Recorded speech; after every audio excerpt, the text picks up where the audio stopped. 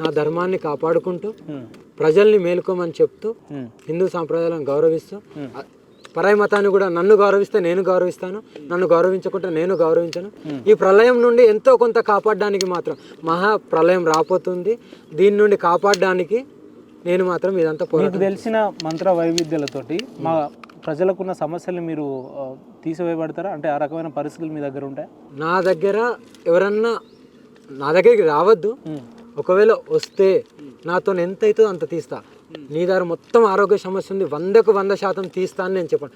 ఎంత అవుతుందో అంత మాత్రమే తీర్చగలుగుతాను, అంతకంటే ఎక్కువ తీర్చలేను. మాకు తెలిసిన అఘోరాలు అని అంటే చేతిలో త్రిశూలం వేసుకొని నిత్యం శివస్మరణ చేసుకుంటూ ఉండే వాళ్ళని చూస్తూ ఉంటాం. కానీ మీరు వింతగా చేతిలో అదేదో పట్టుకొని లేంటే అవును ఇదేదో దీని పేరు కూడా నీకు తెలియదు కదా. ఎందుకు అట్లా మీరు ఆ పరిస్థితుల్లో ఎందుకు వచ్చినాయి? ఇది ప్రతి ఒక్క అఘోర దగ్గర ఉంటుంది తెలుసా? ఈచ్ అండ్ ఎవ్రీ వన్ దగ్గర ఉంటుంది, అందరి దగ్గర ఉంటుంది. ప్రతి అఘోర దగ్గర ఈ కపాలం అనేది ఉంటుంది. ఎందుకు దానికి ఉన్న ప్రత్యేకత ఏంటంటే? ప్రత్యేకత అందరిలో చెప్పాను కదా, మళ్ళీ నీలో కూడా చెప్తున్నాను. చెప్పాలి. ఇందులోనే నేను భుజిస్తాను, ఇందులోనే నేను తాగుతాను. ఇందాక తాగంగా చూసినా కదా. తాగుతారా మీరు? నేను తాగాను, నేను భుజిస్తాను. అవును నీరు మంచినీళ్ళు తాగుతారా? ఇందాక మేము కూడా నేను తాగినా కదా. మంచినీళ్ళు తప్ప ఇంకేం తీసుకోరా మీరు? అంటే ఏం తీసుకోరా అంటే వేరే ఇతర ఫుడ్ ఏం తీసుకోరా? ఫుడ్ అంటే మేము మీరు తినేటి అన్నీ తినలేము. అంటే కొన్నిటికి మాకు కొద్దిగా కొన్ని ఉన్నాయి, నియమాలు ఉన్నాయి. వాటి వరకు పండు తింటాం, అప్పుడప్పుడు స్వీట్ ఎప్పుడో ఒక్కసారి అంతే. ఇంకా సరే, మీలా విన్యాసాలు చేస్తే లేదంటే మీలా ఆసనాలు వేస్తే మనిషి ఒక మాలాంటి సామాన్య మనుషులు ఎంతవరకు బతికే అవకాశాలు ఉన్నాయి? ఎన్ని సంవత్సరాల బతికే అవకాశాలు ఉన్నాయి? ఎంతవరకు బతికే అవకాశాలు ఉన్నాయి, ఎప్పటి వరకు బతకచ్చు పరమేశ్వరుడు నిర్ణయిస్తాడు. నువ్వు బతకాలా, నువ్వు సావాలా, నువ్వు నాశనం అవ్వాలా, నువ్వు బాగుపడాలనేది పరమేశ్వరుడు నిర్ణయిస్తాడు. నీది చెప్తున్నాను, నేను నాది చెప్తున్నాను. ఇంతసేపు నీది చెప్పినా కదా, ఇప్పుడు నాది చెప్తా. నేను ఎప్పుడు మరణించాలి? మీకు మాకు ఉన్న తేడా ఏంది? మీరు కూడా మనుషులే కదా. అవును, మిమ్మల్ని కోస్తే కూడా రక్తమే వస్తుంది. అవును, నేను 20 సంవత్సరాల తర్వాత మరణిస్తాను. నువ్వు మరణిస్తావా? 26 సంవత్సరాల తర్వాత అది మీరు డిసైడ్ చేసుకున్న టైం. అవును, మరి అది నేను అర్పణ చేసుకుంటున్నాను. నమ్మకం ఇవ్వగలుగుతారా? రేపటి వరకు బతుకుంటామని నమ్మకం ఇవ్వగలుగుతారు? 100% 10 సంవత్సరాల వరకు ఇవ్వగలుగుతారు? 100% 10 సంవత్సరాల వరకు ఇవ్వగలుగుతారు. ఇస్తాను. 25 సంవత్సరాలు ఉంది. ఎందుకు 25 సంవత్సరాలు? దాని తర్వాత కూడా బతికే అవకాశం ఉంది మీకు? లేదు. ఎవరు చెప్పారు? నేనే పెట్టుకో. ఎందుకు అట్లా? అంతే, నేను నా త్యాగం చేసుకుంటాను. అంటే మీరు త్యాగం చేసుకుంటే వచ్చిన చావు తప్ప దైవాజ్ఞతో వచ్చిన చావు కాదు, అంతే కదా? మీరు త్యాగం చేసుకుంటే వచ్చే చావు తప్ప పరమేశ్వరునికి నాకు నేను ఎంతవరకు కట్టడి చేయాలో అంతవరకు కట్టడి చేసి నేను త్యాగమూర్తికి వెళ్ళిపోతాను. పరమేశ్వరుడు చెప్పిండా ఇంకా 10 ఏళ్ళే బతకాలి మీరని? నేను ఆజ్ఞ తీసుకున్నా. నా పరమశివుడు కూడా సరే బిడ్డ అన్నాడు. అంతే తప్ప నేను పరమశివుడు నువ్వు 100 ఏళ్ళు బతుకు, నువ్వు ఇదేళ్ళు నాకు ఇంకా ఆయుష్ అని నేను అడగలే. నాకు ఎంత కావాలో నేను అంత అడుక్కున్నాను, అంతలో నేను ఆనందంగా. అలాంటి వ్యక్తులు ఒక 2-3 గంటలు ఆహారం తీసుకోవడం ఆలస్యం అయితేనే అతలాకుతలం అవుతుంటాం కదా. అటువంటిది మీరు 100 రోజులైనా కూడా తీసుకోకుండా నిలకడగా ఉండే శక్తి సామర్థ్యాలు మీ దగ్గర ఉంటాయట కదా. ఒక మాట అదే కెమెరా ముంగట చెప్తున్నాను. నన్ను ఒక గదిలో బంధించండి, మీకు ఎన్ని రోజులు అంటే 100 రోజులు ఏమి ఇవ్వద్దు, ఒక గాలి మాత్రమే రానివ్వండి. బతుకుతానో లేదో మీరు బయటకు తీసి చూడండి. అది మీకు ఎట్లా సాధ్యం అవుతుంది? అదే అది అన్ని చెప్పలేరు కదా, విద్య ఎందుకు చెప్తాం తండ్రి? నువ్వు నన్ను పెట్టి చూడు అంటున్నా కదా, నీకు డైరెక్ట్ ఛాలెంజ్ చేస్తున్నా. ఎవరైతే ఎవరెవరు అడుగుతున్నారో నన్ను ఒక గదిలో బంధించి 4 దిక్కుల ఇగో ఇలాంటివి పెట్టి 24 గంటలు కాపలా కాయండి. మీకు అన్నప్పుడు మీకు ఎప్పుడైతే బయటకు తీయాలనుకుంటే అప్పుడు తీయండి. ఉంటానో ఉండనో మీకే తెలుసు. అఘోరీలు అని అంటే వాళ్ళ దైవాజ్ఞ, వాళ్ళ నిత్యం దేవుని పూజించుకుంటే వాళ్ళ పనిలో వాళ్ళు ఉంటారు కదా. ఎక్కడ సామాజిక మాధ్యమాల్లో లేదంటే మీడియాలో, సోషల్ మీడియాలో ఎక్కడ రారు కదా. మీరెందుకు ఈ రకంగా వరుస పెట్టి అన్ని ఛానల్స్ కావచ్చు, అన్ని సామాజిక మాధ్యమాలకు టైం ఇస్తున్నారు, వాళ్ళతో మాట్లాడుతున్నారు? నేనా దీని వెనుకున్న అంతరం ఏంటి? దీన్ని వెనుకున్నది ఏంటంటే నేను హిందువులను మేలుకొలమని చెప్తున్నాను.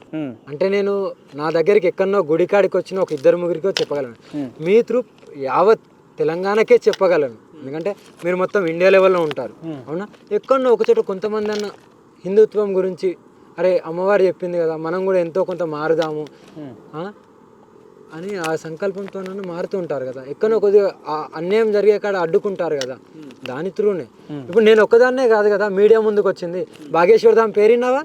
ఆయన వచ్చిండా? ఆయన ఎవరు? నాకు పెద్దగా ఆయన గురించి తెలియదు, మీరు చెప్తే వినాలను. ఆయన దగ్గర ఎంతమంది పోతున్నారు చెప్పండి. అన్నావు కదా బాగేశ్వర్ ధామ్ అని. అతనికి నాకంటే ఒక వయసు ఎక్కువనో తక్కువనో, ఓకేనా? అతను ఒక గురు స్థానంలో ఉన్నారు. ఎంతమందికి సేవ చేస్తుండో తెలుసా? మీడియా ఎంత ఆయన వెనకాల పడుతుందో తెలుసా? మరి నన్ను ఒకదాన్ని టార్గెట్ చేస్తున్నావు అంటే నీ ముంగట ఉన్నాను అందుకే. మరి వాళ్ళందరూ ఎక్కడెక్కడో అంటే తెర మీదకి వచ్చిన తర్వాత 1,00,000 ప్రశ్నలు ఉత్పన్నం అయితే అందుకే కదా మీరు సమానం చెప్పాలి. సమాధానం చెప్తున్నాం కదా, మా జీవనం ఇలాగే ఉంటుంది, మేము ఇలాగే ఉండాలి, మీరు చూసే వాళ్ళు చూడండి, దైవంగా చేసుకునే వాళ్ళు చేసుకోండి, మూర్ఖంగా అనుకుంటే అనుకోండి, ఫేక్ అనుకుంటే అనుకోండి, రియల్ అనుకుంటే రియల్ అనుకోండి. ఆత్మలు అనేవి ఉన్నాయంటారా మీ ఉద్దేశంలో? మళ్ళీ ఈ క్వశ్చన్ కూడా పోయినా ఫాస్ట్ గానీ ఈ క్వశ్చన్ కూడా పోయినా సరే, ఆత్మలు ఉన్నాయని అన్ని ఛానళ్ళలో ఈ అట్మాస్ఫియర్ ని బట్టి చెప్తా మీకు. ఆత్మలు ఉన్నాయంటే మీరు నమ్ముతారా? నేను 100% నమ్ముతాను. నువ్వు నమ్ముతావు నమ్మో, నువ్వు దేవుణ్ణే నమ్మను అంటున్నావు. మీ గురించి అంటున్నా, నా గురించి కాదు. ఇప్పుడు మీరు కూర్చున్న ప్రదేశంలో అర్ధరాత్రి 2 గంటలకు ఇక్కడ కూర్చోగలుగుతారా? మీరు కూర్చోగలుగుతాను. ఈ రోజు నైట్ 2 గంటలకు ఇద్దరం కూర్చుందామా? 100% కూర్చుందాం. అంత కాన్ఫిడెన్స్ ఎట్లా చెప్తారు? అంత కాన్ఫిడెన్స్ ఉంది కాబట్టి ఆత్మలు ఉంటాయి అని చెప్పి మనం జనాలు నమ్ముతా ఉంటారు. ఆత్మలతోటి జనాలు కొంతవరకు భయపడుతుంటారు కదా. అటువంటి ఆత్మలతో మాట్లాడే అఘోరాలు, ప్రజలు అటువంటి అఘోరాలను ఎట్లా చూడాలి? వాళ్ళు ఎలా చూడాలని వాళ్ళకే వదిలేస్తున్నాను. మంచిగా చూడొచ్చు, వీళ్ళు ఏమైనా నాశనం చేస్తారని చూడొచ్చు, మంచి చేస్తారని చూడొచ్చు. మీరు ఏమంటున్నారంటే నేను దైవాజ్ఞలో ఉన్నా, సేవలో ఉన్నా, సాధువులో ఉన్నా, సాధనలో ఉన్నా అని అంటున్నారు. కానీ మీ దగ్గర ఐఫోను, 10 లక్షలు విలువ చేసే కారు, ఒక 2-3 స్టాఫ్, గన్మెన్లు. ఎక్కడున్నారు స్టాఫ్? స్టాఫ్ ఎక్కడ చూసి? మీ స్టాఫ్ సహకారంతో ఇంతవరకు వచ్చినాం. అవునా? స్టాఫ్ అని నువ్వు అనుకుంటున్నావు, సేవ అని నేను అనుకుంటున్నా. వాళ్ళని అడగండి మరి, వాళ్ళని కూడా కెమెరా ముందే వాళ్ళ అంటే మీ ఏ మహిమలు లేని వాళ్ళని మీ ఎమ్మటి ఈ టైం వరకు వాళ్ళకి అడగండి మరి తండ్రి, వాళ్ళకి అడగండి అంటున్నా. నేను రమ్మని అయితే వాళ్ళని అడగలేదు కదా. మీరు నాతోని తిరగండి, మీరు నాకు కారు ఇవ్వండి, మీరు నాకు ఫోన్ ఇవ్వండి, నన్ను ఇలా ముందు ఎవరిచ్చినా తీసుకుంటారా? భిక్ష రూపంలో, గిఫ్ట్ రూపంలో ఎవరిచ్చినా తీసుకుంటారా మీరు? వాళ్ళ ఇష్టం. నేను ఆహ్వానించాలా, తీసుకోవాలా, తీసుకోవద్దనేది నాకు తెలుసు. నాకు అనిపిస్తే తీసుకుంటా, అనిపించకపోతే తీసుకోండి. అన్ని తీసుకోవాలని కూడా లేదు, నీకు అవగాహన లేదు. అవునా? నువ్వు ఏదో పోర్ట్రేట్ చేసుకోవడానికో దేనికో వచ్చావు, అదే మాత్రం చేసుకుంటావు. దేవుడు అనువనువున ఉన్నాడు. ఆయన ఏదో ఒక కోణంలో నేనున్నానని నీకు వైబ్రేషన్స్ ఇస్తూనే ఉన్నాడు. నేనున్నాను, తస్మా జాగ్రత్త, నేనున్నాను, అలా కాదు ఇలా అని ఎక్కడో ఒక కోణం. మాత దేవుడు కనుక ఉంటే మీరు చెప్పే కేదార్నాథ్ కావచ్చు, శ్రీశైలం మల్లన్నకు కావచ్చు, లేదంటే తిరుపతికి కావచ్చు, భక్తులంతా మంచి మనసుతోటి దేవుణ్ణి ఆరాధించడానికి, కొలవడానికి వెళ్తుంటారు కదా. మరి దారి మధ్యలో ఎందుకు వాహనాల్లో లాంటివి అవుతుంటాయి? ఆ కర్మ నుంచి దేవుడు కాపాడలేడా? పాపం నుండి ఎవరు కాపాడలేదు. మరి అలాంటప్పుడు దేవుడికి ఎందుకు పూజలు చేయాలి మనం? దేవుడికి మనం ఎందుకు? నువ్వు చేయక సమయం, నువ్వు నమ్మకు. కర్మ నుంచి దేవుడు కాపాడలేకపోతే మనం ఎందుకు పూజలు చేయాలి? అదే అంటున్నా కదా, నీ కర్మాన్ని అనుభవించాల్సిందే. కర్మం నుంచి ఎందుకు కాపాడలేదంటే నువ్వు అనుభవించాలని అయినే పెట్టినప్పుడు నువ్వు అనుభవించాలి కదా. మళ్ళీ కాపాడలేడని ఎందుకు అంటావు? కాపాడలేడని కాదు, నిన్ను ఎక్కడ కాపాడాలంటే ఏ కర్మ నుంచి ఏ దేవుడు కూడా మనల్ని రక్షించలేడు అంటారు, అంతేనా? ఏ కర్మ నుంచి ఏ దేవుడు కూడా మనల్ని రక్షించలేడు అంటారు. నీకు అలాంటప్పుడు తిరుపతిలో ఉండి పెట్టడం కర్మ అనేది సృష్టించిందే భగవంతుడు. నీకు కర్మాన్ని సృష్టించి నీకు కర్మ శిక్షణ వేసేదే అయినప్పుడు అయినా నిన్ను మళ్ళీ రక్షించడానికి ఎందుకు వస్తాడు? నువ్వు ఆ శిక్ష అనుభవించు, అది నీది. నువ్వు చేసిన పాపాలకు నువ్వు చేసిన దానికి నువ్వు అనుభవించాలి. నీకు అయినే కర్మ రాసి అయినే నీ పాపాలని కడగాలంటే నేను అదే అంటున్నా మాత గారు. కర్మ నుంచి దేవుడు కాపాడినప్పుడు మనం దేవుడిని ఎందుకు ఆరాధించాలి, ఎందుకు కొలవాలంటున్నా? అంటే నువ్వు ఇలాగే ఇప్పుడు రేపులు మానబంధాలు గుళ్ళను ధ్వంసం చేసుకుంటూ పోతుంటే అలాగే చూస్తూ ఉండాలి. దేవుడు గుళ్ళు ధ్వంసం చేస్తున్నాం కాబట్టి ప్రకృతి ఈ రకంగా చర్య తీసుకుంటాను అంటారు. 100%. అలాంటప్పుడు దేవుడు ఎందుకు అవుతాడు? ఆయన చర్యకు ప్రతి చర్య చేపట్టిన వ్యక్తులను దేవుడు అని ఎట్లా అంటారు అంటున్నా? మూర్ఖులు చాలా మంది ఉంటారు. ఆ మూర్ఖులు అఘాయిత్యాలకు కూడా పాల్పడతారు, ఇలా ధ్వంసాలకు కూడా. అందుకే కదా మహాప్రలయాలు రాబోతున్నాయి. మానవ జాతిలో ఒక సాటి మహిళల్ని ఇబ్బంది పెట్టే ఇంకొక మానవులు మూర్ఖులైతే, మనిషి చచ్చిపోయిన తర్వాత ఆ మాంసాన్ని భుజించే అఘోరాలని మానవులు ఏమన్నారు? మీరు ఏమన్నా అనుకోండి. నేను ఏమంటున్నానంటే చలనం లేని దాంతో మేమున్నాము, చలం ఉన్నాము దాంతో మీరున్నారు. ఓకేనా? మేము ఎవరిని హింసించట్లేదు, ఎవరిని కష్టపెట్టలేదు. ఒక అఘాహిత్యం జరిగినప్పుడు అక్కడ ఎంత ఒక ఆడబిడ్డ ఎంత కష్టపడుతుంది, ఎంత నరకయాత్ర ఉంటుంది. మరి మా అక్కడ లేదే, అక్కడ లేదు కదా. నీకు అనిపిస్తుంది అక్కడ ఉందని అనిపిస్తుంది. ఒక శవాన్ని తినేటప్పుడు నీకు అందులో చలనమే లేదు. చలనం లేని శవాన్ని ఒక ఉన్న పలంగా బతుకున్న వ్యక్తిని అందరు తిడుతుంటారు కదా. కానీ ఒక్కసారిగా చచ్చిపోతే ఆ వ్యక్తిని 2 చేతులు జోడించి మనం నమస్కరిస్తాం కదా, ఎందుకు ఆ నమస్కారం పెడతాం మనం శవానికి? మరి అందులో ఆత్మ లేదంటే భగవంతుని స్వరూపం ఉందనే కదా. ఇప్పుడు నువ్వే భగవంతుడు లేడు అని నువ్వే అంటావు, అందులో భగవంతుని చూసినా అంటావు. నేను అందరి గురించి అంటలేను, మొక్కే వాళ్ళ గురించి అంటాను. నేను మొక్కను ఆ స్వరూపాన్ని. నువ్వు దేవుడినే మొక్క అంటే దేవుడే లేడంట. కట్టర్ హిందువుని కాకపోతే నేను మొక్క అంటే దేవుళ్ళ మొక్కవు. మా ఇంట్లో ఎల్లమ్మ ఉంది, బొడ్రాయి ఉంది, కానీ నేను మొక్కను. ఎవరి ఇష్టాలు వాళ్ళకు. మరి నా ఇష్టం నేనున్నప్పుడు శవాలని ప్రశ్నిస్తున్నా. కాలుతున్న శవాల మీద నుంచి మాంసాన్ని తీసుకొని తినే మానవులు ఏ రకంగా సంబోధించాలంటున్నా. నువ్వు కట్టర్ హిందూ అన్నావు కదా, కట్టర్ హిందూ అన్నావు, నేను మొక్కుతలేను అన్నావు కదా. నువ్వు మొక్కుతలేవు, నువ్వు దేవుళ్ళు లేరు అన్నప్పుడు ఓకేనా, నేను మొక్కాలని అవసరము లేదన్నప్పుడు ఓకే, అది నీ ఇష్టం అన్నప్పుడు ఇది కూడా నా ఇష్టం కదా. నేను మనిషి శవాన్ని తింటాను, నేను ఇలాగే ఉంటాను, ఇది నా ఇష్టం కదా. మరి నీకు నువ్వైతే ఏదైతే ఇందాక ఏమన్నారు, నేను సనాతన ధర్మం రక్షించడానికి వచ్చిన అని అన్నారు కాబట్టి మీరు నలుగురికి ఆదర్శవంతంగా ఉండాలి అని అంటే ముందు మనం కరెక్ట్గా ఉండాలి కదా.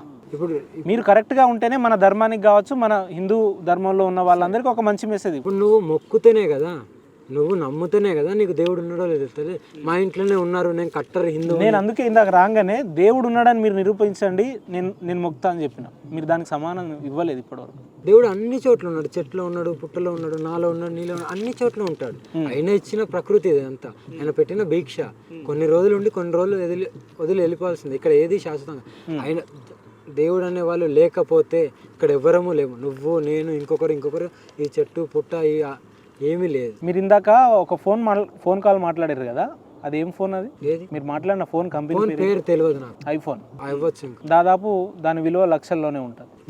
ఒక అఘోరి మాత అయినటువంటి వ్యక్తి ఐఫోన్లు వాడి లేదంటే లక్షల వ్యవధిలో ఉన్న వాహనాలను వాడుతుంది అని అంటే ఇవన్నీ ఎక్కడి నుంచి సమర్పించుకున్నట్టు మీకేమనిపిస్తుంది? నాకు తెలియదు కాబట్టి మిమ్మల్ని అడుగుతున్నాను, జనాలకు తెలియాలి. ఆ ఫోన్ కానీ ఆ కారు కానీ మీరు డీటెయిల్స్ తీసుకోండి, నేను ఇస్తాను. మీరు ఆన్ కెమెరాలో కూడా వేసుకోండి. అది ఎవరి పేరు మీద ఉంది, ఎవరు ఇచ్చారు, వాళ్ళకే ఫోన్ చేసి కనుక్కోండి. ఎందుకు ఇచ్చారు అది చెప్తున్నాను కదా. నేను ఇందులో ఏం లేదు, నేను కొనుక్కున్నానా, నాకెవరన్నా భిక్ష వేశారా, అట్లా గిఫ్ట్ ఇస్తుంటారా, భిక్ష రూపంలో ఇస్తుంటారా? ఇచ్చినాయి కదా. దాన్ని ఆస్వాదిస్తారా మీరు? దాన్ని ఆస్వాదిస్తారా? ఎవరన్నా ఏమన్నా ఇస్తే తీసుకుంటారా? ఎవరన్నా ఏమన్నా ఇస్తే తీసుకుంటారా అంటే నాకు అనిపిస్తే నేను తీసుకుంటాను, వాళ్ళు ఫోర్స్ చేస్తే నేను తీసుకుంటాను, అంతే.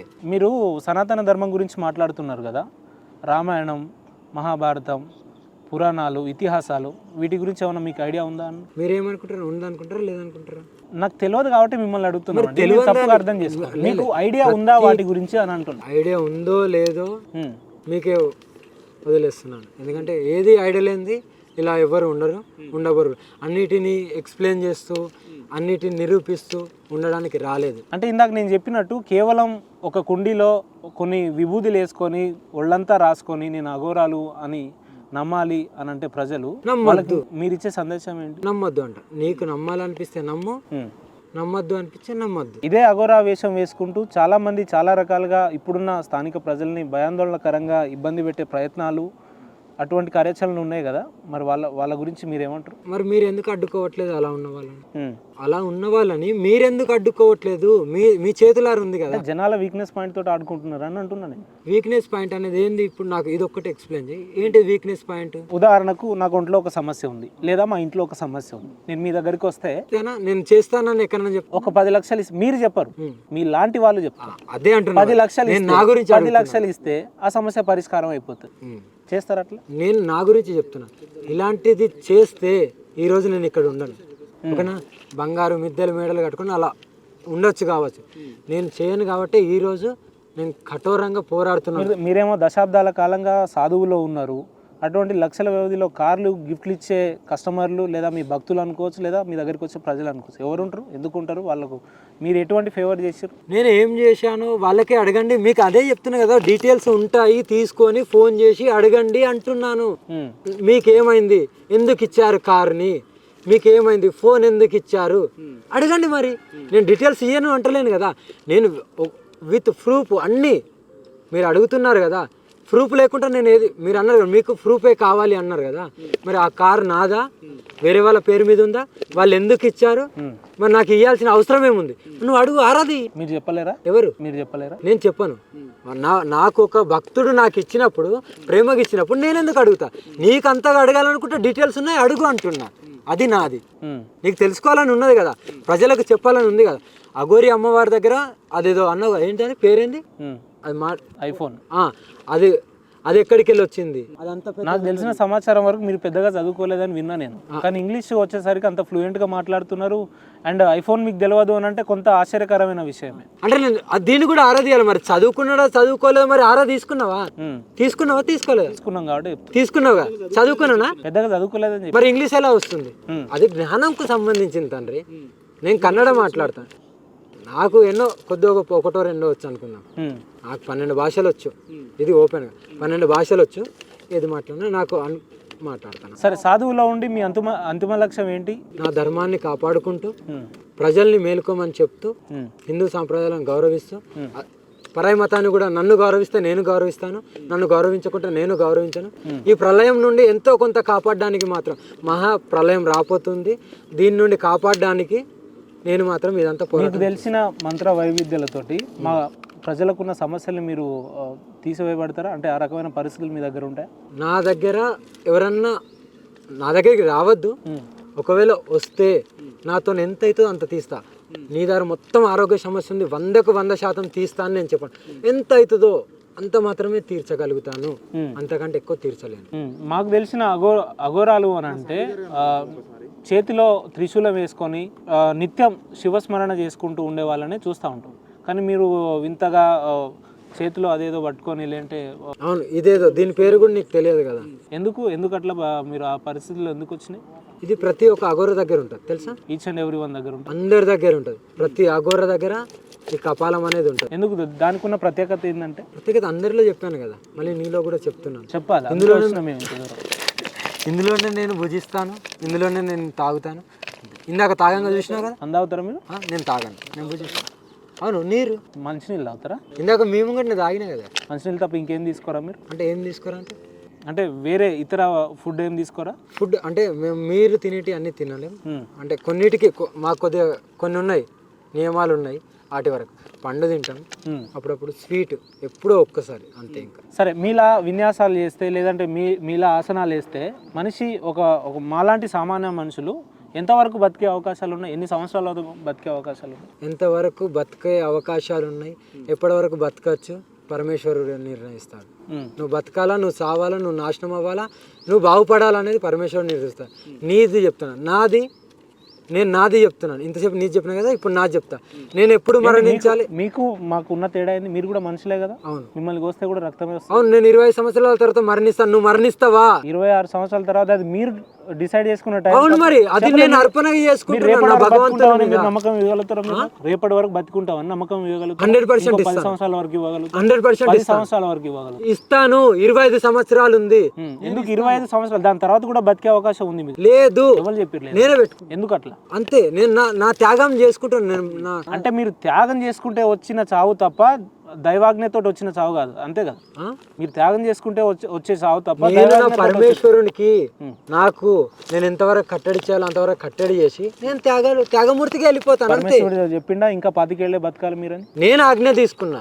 నా పరమశివుడు కూడా సరే బిడ్డ అన్నాడు, అంతే తప్ప నేను పరమశివుడు నువ్వు 100 ఏళ్ళు బతుకు, నువ్వు ఇదేళ్ళు నాకు ఇంకా ఆయుష్ అని నేను అడగలే. నాకు ఎంత కావాలో నేను అంత అడుక్కున్నాను, అంతలో నేను ఆనందంగా. అలాంటి వ్యక్తులు ఒక 2-3 గంటలు ఆహారం తీసుకోవడం ఆలస్యం అయితేనే అతలాకుతలం అవుతుంటాం కదా. అటువంటిది మీరు 100 రోజులైనా కూడా తీసుకోకుండా నిలకడగా ఉండే శక్తి సామర్థ్యాలు మీ దగ్గర ఉంటాయట కదా. ఒక మాట అదే కెమెరా ముంగడే చెప్తున్నాను. నన్ను ఒక గదిలో బంధించండి, మీకు ఎన్ని రోజులు అంటే అన్ని రోజులు ఏమి ఇవ్వద్దు, ఒక గాలి మాత్రమే రానివ్వండి. బతుకుతానో లేదో మీరు బయటకు తీసి చూడండి. అది మీకు ఎట్లా సాధ్యం అవుతుంది? అదే అన్ని చెప్పలేరు కదా, విద్య ఎందుకు చెప్తాం తండ్రి? నువ్వు నన్ను పెట్టి చూడు అంటున్నా కదా, నీకు డైరెక్ట్ ఛాలెంజ్ చేస్తున్నా. ఎవరైతే ఎవరెవరు అడుగుతున్నారో నన్ను ఒక గదిలో బంధించి 4 దిక్కుల ఇలాంటివి పెట్టి 24 గంటలు కాపలా కాయండి. మీకు అన్నప్పుడు మీకు ఎప్పుడైతే బయటకు తీయాలనుకుంటే అప్పుడు తీయండి. ఉంటానో ఉండనో మీకే తెలుసు. అఘోరీలు అని అంటే వాళ్ళ దైవాజ్ఞ, వాళ్ళ నిత్యం దేవుని పూజించుకుంటే వాళ్ళ పనిలో వాళ్ళు ఉంటారు కదా. ఎక్కడ సామాజిక మాధ్యమాల్లో లేదంటే మీడియాలో సోషల్ మీడియాలో ఎక్కడ రారు కదా. మీరెందుకు ఈ రకంగా వరుస పెట్టి అన్ని ఛానల్స్ కావచ్చు అన్ని సామాజిక మాధ్యమాలకు టైం ఇస్తున్నారు, వాళ్ళతో మాట్లాడుతున్నారు? నేనా దీని వెనుకున్న అంతరం ఏంటి? దీన్ని వెనుకున్నది ఏంటంటే నేను హిందువులను మేలుకొలమని చెప్తున్నాను. అంటే నేను నా దగ్గరికి ఎక్కడనో గుడికాడికి వచ్చిన ఒక 2-3 చెప్పగలను. మీ త్రూ యావత్ తెలంగాణకే చెప్పగలను, ఎందుకంటే మీరు మొత్తం ఇండియా లెవెల్లో ఉంటారు అవునా. ఎక్కడో ఒకచోట కొంతమంది అన్న హిందుత్వం గురించి అరే అమ్మవారు చెప్పింది కదా మనం కూడా ఎంతో కొంత మారుదాము అని ఆ సంకల్పంతో మారుతూ ఉంటారు కదా. ఎక్కడో కొద్దిగా అన్యాయం జరిగే కాడ అడ్డుకుంటారు కదా, దాని త్రూనే.